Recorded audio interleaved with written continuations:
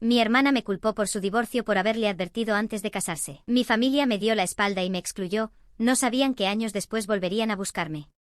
Para entender cómo llegué a ese momento, tengo que retroceder 15 años. Mi hermana Elena tiene 5 años más que yo. Cuando éramos niñas, ella era mi mundo. Me enseñó a atarme los zapatos. Me defendía de los niños que se burlaban de mis gafas. Me dejaba usar su rímel cuando ella cumplió 15 y yo apenas 10. La admiraba con esa devoción absoluta que solo una hermana menor puede tener. Pero algo cambió cuando ella cumplió 20 años. Se volvió competitiva. No de la manera obvia, sino silenciosa y subterránea. Si yo lograba algo, ella minimizaba ese logro. Si yo sufría, ella encontraba la manera de hacer que su sufrimiento fuera más grande. Entré a la universidad con 17 años becada. Su reacción fue: cualquiera entra si el examen es fácil. Conseguí mi primer trabajo y dijo: el mío paga mejor. Cuando enfermé gravemente a los 19, 15 días hospitalizada por una infección, Elena vino una vez. Pasó 20 minutos en mi habitación y 18 de esos minutos hablando de su novio. Ese novio se llamaba Javier. Javier llegó a la vida de Elena cuando ella tenía 22 años. Era carismático, podía entrar a una habitación y hacer que todos se sintieran importantes. Pero algo en él no cerraba. A los 3 meses de novios, Elena dejó de verme a solas. Cada vez que yo iba a visitarla, él estaba ahí. Si yo sugería planes solo las dos, ella inventaba excusas. Javier se sentiría mal si salgo sin él. Un año después, Elena tenía un trabajo que amaba y lo dejó. Javier dice que es mejor que busque algo más tranquilo. Lo que Javier decía se había convertido en ley. Intenté hablar con ella. Una tarde en el estacionamiento de un supermercado,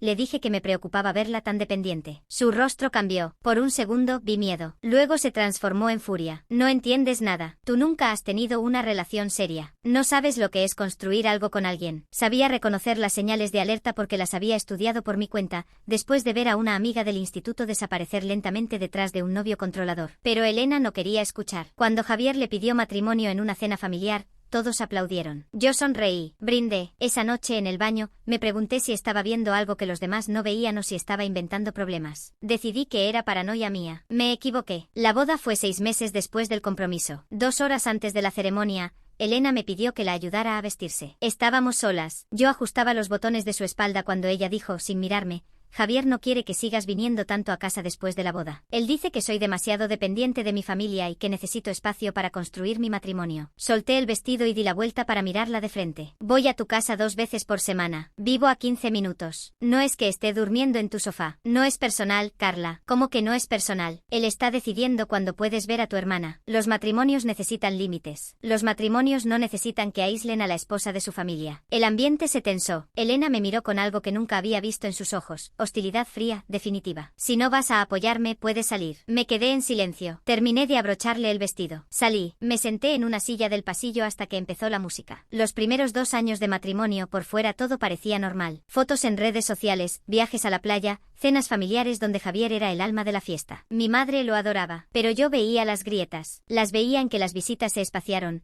De 2 veces por semana pasamos a una, luego a una cada 15 días, luego a solo cuando había una celebración. Cada vez que llamaba a Elena para quedar, ella decía: déjame consultar con Javier, y casi siempre la respuesta era que estaban muy ocupados. Después de la 4ª negativa consecutiva, fui a su casa sin avisar. Javier abrió la puerta con una sonrisa perfecta. Elena no te esperaba, dijo parado en el umbral como si decidiera quién podía entrar y quién no. Dije que necesitaba hablar con ella. Me dejó esperando 10 minutos en la puerta. Cuando Elena apareció con ojeras profundas y una sonrisa tensa, me llevó al jardín y bajó la voz. Javier se siente incómodo cuando viene sin avisar. Javier se siente incómodo con todo lo que no puede controlar. El silencio fue tan pesado que dobló el aire. Vete, Carla. En serio, vete. Me fui. Esa noche Elena me bloqueó de WhatsApp. Al día siguiente volvió a escribirme como si nada. Perdón, estaba muy estresada. Pero yo ya había entendido. No era estrés. Era Javier. El punto de inflexión llegó al 3er año de matrimonio. Elena me llamó un martes a las 2 de la madrugada, llorando sin poder articular palabras completas. Solo Javier y por favor, y no sé qué hacer. Llegué en 40 minutos manejando desde donde vivía. Cuando toqué el timbre, Javier abrió la puerta. No parecía un hombre que acabara de tener una pelea. Parecía tranquilo. Demasiado tranquilo. Está en el dormitorio, dijo y se hizo a un lado. Encontré a Elena en el suelo del baño. Tenía el pijama manchado de vómito, el maquillaje corrido, los ojos hinchados. cruzados. ¿Qué pasó? Exageré. No era para tanto. Elena, me llamaste a las 2 de la mañana. Discutimos. Sobre dinero. Sobre todo. Ahogó un sollozo. Dijo que soy una carga. Que sin él no soy nada. ¿Quieres que te lleves a mi casa? No. Mañana se le pasa. Siempre lo hace. Me quedé con ella hasta que se durmió. Javier estaba en la sala viendo televisión como si nada. Cuando salí del dormitorio, me miró y sonrió. Ya ves, solo es una tormenta en un vaso de agua. No le devolví la sonrisa. Si vuelves a hacerla llorar así, no voy a ser tan amable. Su expresión no cambió, pero algo en sus ojos dijo que no le importaba la advertencia. Después de esa noche empecé a documentar, no como evidencia legal, sino como prueba para mí misma, porque empezaba a dudar de mi propia cordura. Apunté en mi teléfono fechas y hechos, Javier diciéndole que no aportaba nada, llegando borracho mientras ella lo esperaba con la cena caliente, oponiéndose a que fuera a terapia porque los terapeutas eran para débiles, haciendo que ella colgara el teléfono cuando él llegaba a casa porque no podía verla en ese estado. Ese último apunte me rompió, porque entendí que Elena ya no me llamaba para pedir ayuda, me llamaba para sentirse acompañada en su sufrimiento, pero no quería salir de ahí, o no podía. El divorcio, cuando finalmente ocurrió, no fue por el maltrato emocional ni por el aislamiento. Fue porque Javier se fue con otra. Y eso para Elena fue el límite. Cuando me enteré sentí alivio. Luego culpa por sentir alivio. Luego una rabia enorme y fría. Porque significaba que todo el sufrimiento que yo había presenciado no había sido suficiente para que ella se fuera. Tuvo que ser él quien decidiera irse. Los papeles se firmaron 6 meses después. Yo estuve ahí todo ese tiempo. La llevé al abogado. La acompañé a sacar sus cosas de la que había sido su casa. La escuché repetir cómo pudo hacerme esto como un mantra. No dije te lo advertí aunque lo pensé 1000 veces. No dije si hubieras escuchado antes aunque ardía por decirlo. En lugar de eso, dije que iba a salir de esta. El punto más bajo llegó 3 semanas después de la firma. Elena me pidió que fuera a su departamento. Llegué con helado y vino. La encontré sentada en el sofá, con la mirada fija en la pared. Junto a ella estaban mis padres, mi madre con los brazos cruzados, mi padre mirando al suelo. Te necesito decir algo, dijo Elena. Hablamos con papá y mamá. Y con Javier. Con Javier, él me contó todo. Me contó que tú le dijiste que yo era una tonta por casarme con él. Que le advertiste que me iba a destruir. Que le dijiste que él era un hombre inestable y que yo iba a sufrir. Elena, eso se lo dije a ti. En privado. Nunca tuve una conversación a solas con Javier. Nunca. Ni siquiera tengo su número de teléfono. Y me contó que tú le aconsejaste que me dejara. Que le dijiste que yo era demasiado dependiente y que él merecía algo mejor. Eso es mentira. Nunca dije eso. ¿Y tú le creíste? Dije cuando vi su cara. Sí, no fue un sí dubitativo. Fue definitivo. Me quedé mirando a mi madre, buscando apoyo. Encontré acusación. Tú nunca apoyaste este matrimonio. Siempre estuviste en contra. Siempre con tus señales de alerta y tus libros de psicología. Porque era un matrimonio tóxico. El divorcio fue por tu culpa, gritó Elena. El silencio que siguió no era el silencio cómodo. Era el de algo que se rompe y no se puede reparar. Si no hubieras metido cizaña desde el principio, continuó ella, con las lágrimas rodando, si no hubiera sembrado la duda, quizás él no se habría ido. ¿Tú escuchas lo que dices? Él te engañó, te humilló, te abandonó, y yo soy la culpable porque te dije la verdad desde el día 1. La verdad es que tú nunca quisiste que yo fuera feliz. Siempre más joven, más lista, siempre con tus becas y tus libros. Y yo solo quería que alguien me quisiera. Sal de mi casa. Mi madre se levantó. Creo que es mejor que te vayas, Carla. Has hecho suficiente daño. Miré a mi padre. No dijo nada. Bajó la cabeza. Me evitó la mirada. Me levanté. Caminé hacia la puerta. Antes de salir, me di la vuelta. Yo nunca les mentí. Y nunca les hice daño. Eso lo están haciendo ustedes solos. Cerré la puerta sin golpear. Pero por dentro, todo se derrumbó. Esa fue la última vez que hablé con mi familia durante 2 años. No fue una decisión mía. Fue una expulsión. Mi madre me bloqueó de WhatsApp. Mi padre no contestaba las llamadas. Elena publicó en las redes un estado críptico sobre las personas que destruyen familias. Intenté comunicarme. 1 vez, 2 veces, 10 veces. A la 10ª mi madre contestó el teléfono. No llames más. Cuando estés lista para disculparte con Elena, hablamos. ¿Disculparme por qué? Colgó. La exclusión no es solo que te dejen de hablar. Es que te borran. Ves las fotos de las reuniones a las que no te invitaron. Te encuentras en el supermercado con una tía y tienes que decir, no pude ir, en lugar de no me invitaron. La vergüenza. Eso es lo que nadie te dice. No es solo dolor. Es vergüenza. Porque si tu propia familia te rechaza, debe ser por algo que hiciste. Esa idea me carcomió los primeros meses. Fui a terapia. No por mi familia. Por la duda. Y en esa terapia mi psicóloga me dijo algo que nunca olvidé. Cuando una familia necesita un chivo expiatorio, no elige al más débil, elige al que dice la verdad. Esa frase me liberó. Y también me dolió, porque significaba que ellos necesitaban que yo fuera la villana para no enfrentar la verdad real, que Elena había elegido mal, que Javier era un maltratador encubierto, que mi madre había preferido un yerno falso antes que una hija real. No iba a disculparme, así que empecé a reconstruirme desde los escombros. La decisión de irme no fue dramática. Un día actualicé mi CV. Al siguiente mandé postulaciones a ciudades lejanas. Al tercer mes tenía una oferta. Me mudé a 1200 kilómetros. Empaqué mis cosas en 6 cajas. Regalé los muebles. Vendí el auto. Compré un pasaje de tren porque quería ver el paisaje mientras me alejaba, sentir cada kilómetro. Los primeros 6 meses en la nueva ciudad fueron brutales en el sentido real, no en el poético. No tenía ahorros suficientes, mi nuevo trabajo pagaba poco, y el primer mes dormí en un colchón inflable que se desinflaba cada noche. Lloré más veces de las que quiero admitir. No por nostalgia, por soledad, porque cuando te arrancan de tu familia, el mundo se vuelve un lugar muy grande y muy vacío. En el 7º mes, caminando a mi trabajo, pasé frente a la Facultad de Psicología de la Universidad Pública. Me quedé mirando el cartel. Maestría en Psicología Clínica. Inscripciones abiertas. Algo se movió dentro de mí. No fue una epifanía. Fue una pregunta simple. Si puedo hacer algo con este dolor, ¿por qué no hacerlo? No respondí esa pregunta ese día. La respondí en los siguientes 3 meses investigando planes de estudio, requisitos de ingreso, costos, duración, haciendo números para ver si podía trabajar y estudiar a la vez. Quedándome despierta hasta las 2 de la madrugada leyendo libros de psicología que descargaba de internet. La respuesta fue sí. El examen de ingreso reunió a 400 aspirantes para 30 lugares. Estudié 6 horas diarias además de mi trabajo. Cuando publicaron los resultados, busqué mi nombre en la lista. Estaba en el puesto 12. No lloré de felicidad. Sonreí. Una sonrisa ancha y cansada que me dolió en los pómulos porque hacía meses que no sonreía así. El primer año de la maestría fue una montaña rusa de eventos concretos. En la tercera semana, una profesora nos pidió que escribiéramos sobre por qué queríamos ser psicólogos. Escribí la verdad, porque vi a mi hermana destruirse en un matrimonio tóxico y no pude hacer nada. La profesora leyó mi texto en privado, me miró a los ojos y dijo: esa es una buena razón, pero asegúrate de que no sea la única. Esa frase me persiguió, y me ayudó. Saqué mi primera nota baja, un 4 en metodología de la investigación. Lloré en el baño de la facultad. Una compañera me encontró ahí, me abrazó sin preguntar nada y dijo: la primera nota baja duele más que la primera ruptura amorosa. Nos reímos. Esa compañera se llamaba Valeria. Hoy es mi mejor amiga y socia. En el centro de prácticas me asignaron un chico de 19 años con ansiedad social que no podía salir de su casa. En la tercera sesión dijo: creo que puedo confiar en usted. Me quedé helada. Ese usted me recordó que ya no era la hermana menor. Era alguien con poder para ayudar. Un profesor nos hizo un ejercicio incómodo, pensar en quién era el chivo expiatorio de nuestra familia. Cuando me preguntó quién era yo en ese rol, bajé la mirada. La que decía la verdad. No hizo falta más explicación. El segundo año fue más duro porque ya no era novedad. Era sostener.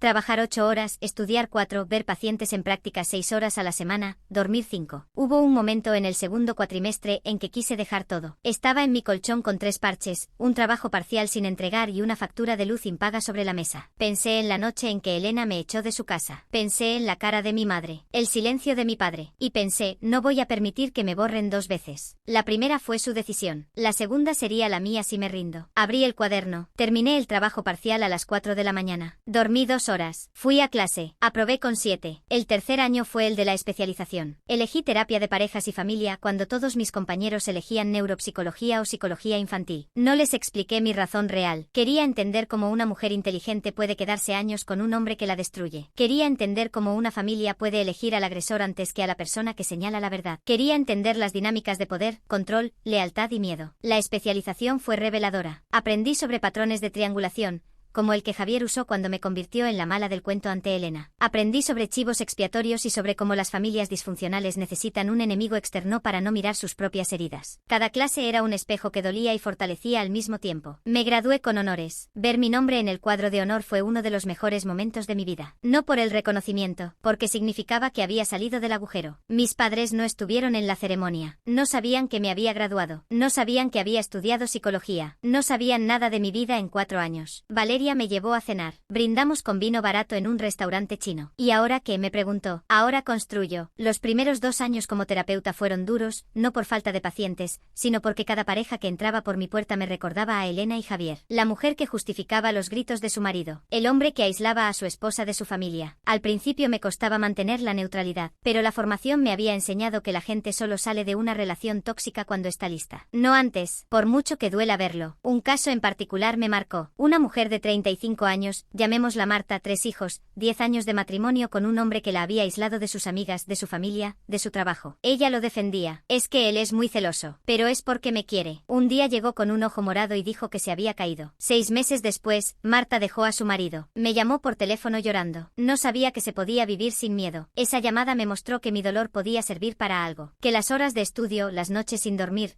los años de reconstrucción, no habían sido en vano. Para cuando llegué a los 10 años de haberme ido, mi vida era irreconocible en el sentido real. Tenía una consulta propia. Valeria y yo habíamos crecido hasta tener 3 terapeutas más trabajando con nosotras. Habíamos escrito un libro sobre relaciones tóxicas. Dábamos talleres y nos invitaban a dar charlas. Tenía amigos. No muchos. Buenos. De esos que te visitan cuando estás enferma. Tenía una vida. Y lo más importante, había dejado de esperar. Ese nudo en el estómago que aparece cada vez que suena el teléfono pensando quizás es mi familia, un día simplemente desapareció. No recuerdo cuándo, pero un día noté que llevaba meses sin pensarlos. No los había perdonado, tampoco los había olvidado, simplemente habían dejado de ser el centro de mi universo. Me había reconstruido alrededor de mí misma, no alrededor de su ausencia. El primer contacto no fue directamente conmigo, fue con Valeria. Una tarde de martes, ella entró a mi consulta con el teléfono en la mano y una expresión rara. Carla, hay una mujer que llama desde tu ciudad de origen. Dice que es tu hermana. El mundo se detuvo. Dejé de respirar un segundo. ¿Qué quiere? Que la llames. Dice que es urgente. Valeria me dejó el teléfono en el escritorio y salió. No llamé ese día, porque si algo había aprendido en una década de terapia, propia y ajena, era que la urgencia del otro no te obliga a responder. Esperé 24 horas. Al día siguiente marqué. Elena contestó al primer tono. Su voz era diferente, más grave, más cansada, más rota. Carla, 10 años de silencio en una línea telefónica. Mamá está enferma. Una pausa. Cáncer de páncreas. Muy avanzado. Los médicos dicen que puede ser cuestión de meses. Elena lloró. Lágrimas silenciosas que se escuchaban en la respiración entrecortada. ¿Y papá? Pregunté. Está destruido. No sabemos cómo manejar nada. Otra pausa. Y Javier y yo volvimos.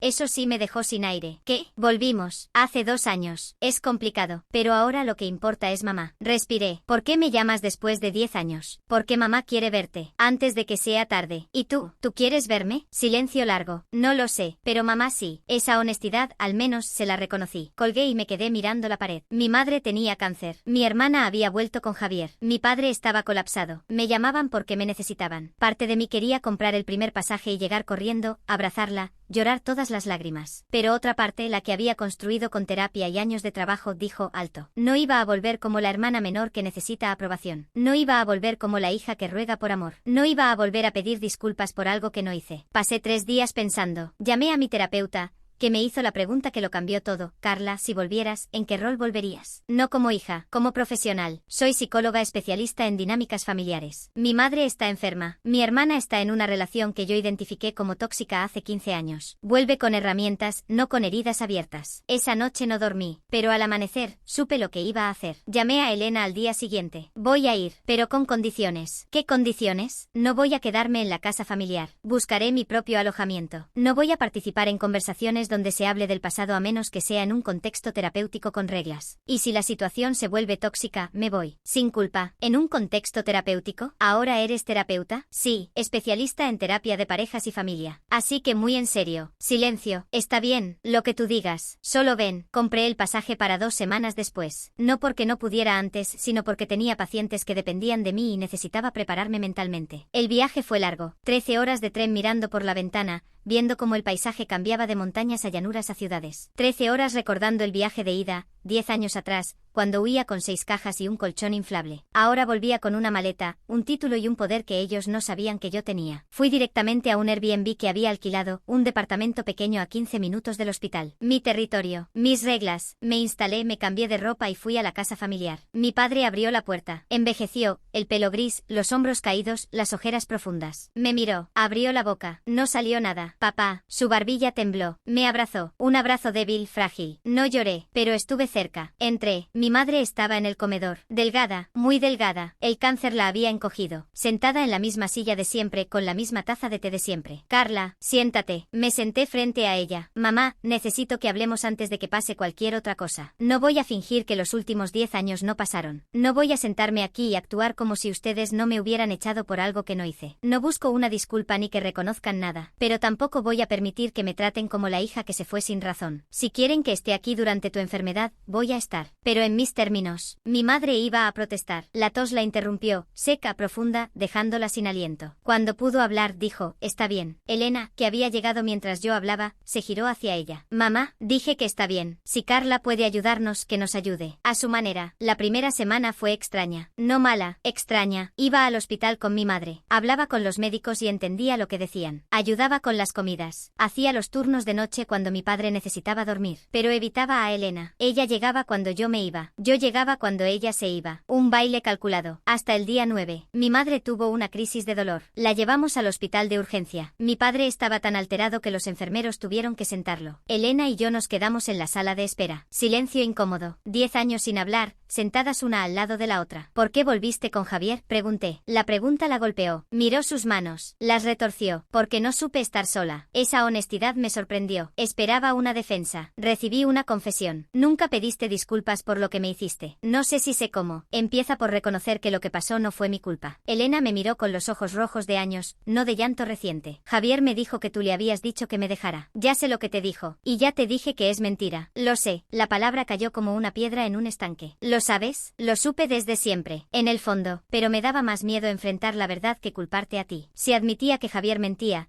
tenía que admitir que era malo. Si admitía que era malo, tenía que admitir que había desperdiciado años con él. Y si admitía eso, se me caía todo. Lloró, esta vez con todo el cuerpo. Y yo no la abracé. No porque no quisiera, porque había decidido que no iba a ser yo quien consolara a la persona que me había destruido. Elena, te perdono si quieres, pero no voy a ser tu hermana como antes. Eso se rompió, y no sé si se puede reparar. No te pido que seamos como antes. Solo no te vayas otra vez. Me voy en 5 días. Tengo mi vida, mis pacientes, mi ciudad. Y mamá, voy a volver, pero no voy a quedarme. Y definitivamente no voy a vivir en esta dinámica. Esa noche tomé una decisión que lo cambiaría todo. Escribí un mensaje a Elena. Mañana quiero que tú, mamá, papá y yo nos sentemos. Tengo una propuesta profesional. La reunión fue al día siguiente en la sala de la casa familiar. Mi madre en un sillón, mi padre a su lado, Elena enfrente. Yo de pie, que necesitaba moverme mientras hablaba. Los últimos 10 años me dediqué a estudiar psicología. Me especialicé en terapia de parejas y familia. Tengo una consulta exitosa. He ayudado a cientos de personas a salir de relaciones tóxicas y reconstruir vínculos familiares. Ustedes tienen problemas que no han resuelto. Mamá está enferma y eso está sacando a la luz todo lo que estuvo mal durante años. Papá no sabe manejar la situación. Elena está en una relación con el mismo hombre que la destruyó. Yo puedo ayudarles. Mi padre frunció el ceño. ¿Como terapeuta? Así es. Pero eres nuestra hija. Exacto. Por eso puedo ver las dinámicas que ustedes no ven. Y también por eso no voy a hacerlo gratis. El silencio fue ensordecedor. ¿Nos vas a cobrar?, preguntó mi madre. Voy a cobrarles como a cualquier otro paciente. Una tarifa por sesión. Y sesiones conjuntas si las considero necesarias. Eso es ridículo, dijo Elena. Somos familia. Lo fuimos. Hasta que me echaron. Ahora soy una profesional que puede ayudarles. Si quieren mi ayuda, será en mis términos. Mi madre iba a protestar. La tos volvió a interrumpirla. Cuando pudo hablar, dijo simplemente, está bien. La primera sesión fue con Elena. En una sala de reuniones que alquilé por hora. Neutral. Profesional. Elena llegó puntual. Se sentó frente a mí y me miró como si yo fuera un espejo. ¿Dónde empezamos? Cuéntame por qué volviste con Javier. Empezó a hablar. No como hermana, como paciente. Había una distancia nueva entre nosotras. Yo no era la hermana menor que buscaba su aprobación. Era la terapeuta que sostenía el espacio. Y Elena no podía manipularme ni culparme ni minimizarme,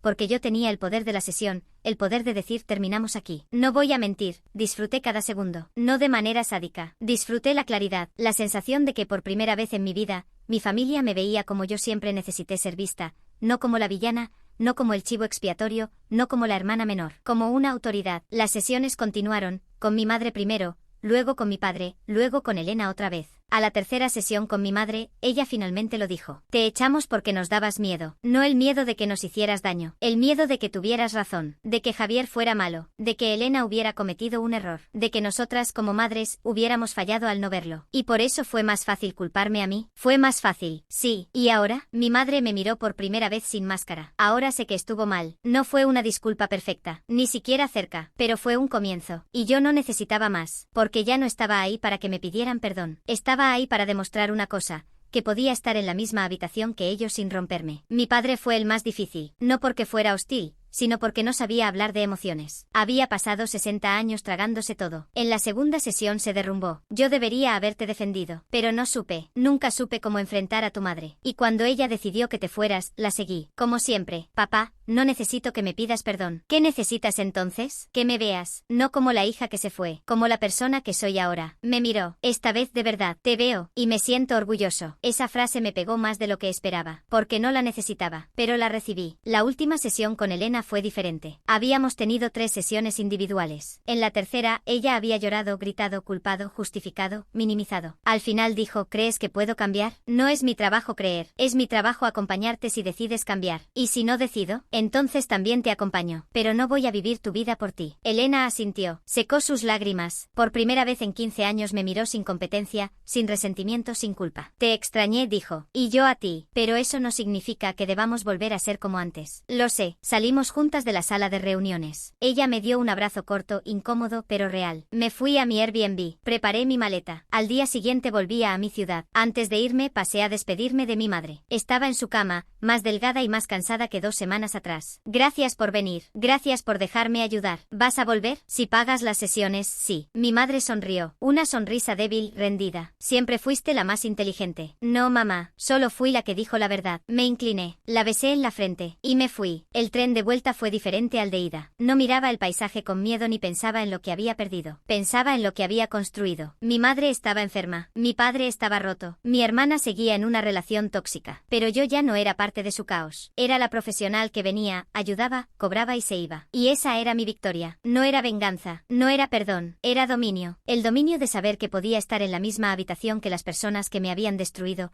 y no solo no romperme, sino tener el control total de la interacción. Ellos necesitaban algo de mí, yo no necesitaba nada de ellos. El poder, al final, era tan simple como eso. 10 años después de que me echaran de mi familia, volví a casa, pero no como la hija arrepentida. Volví como la terapeuta que ellos no podían permitirse ignorar. Y cuando me preguntaron cuánto cobraba por sesión, sonreí y dije, mi tarifa es la misma para todos, 200 euros la hora. Ni un descuento familiar, porque la única familia que merece descuentos es la que nunca te cobró con culpa. La mía me cobró con 10 años de silencio. Yo les cobré con mi precio justo.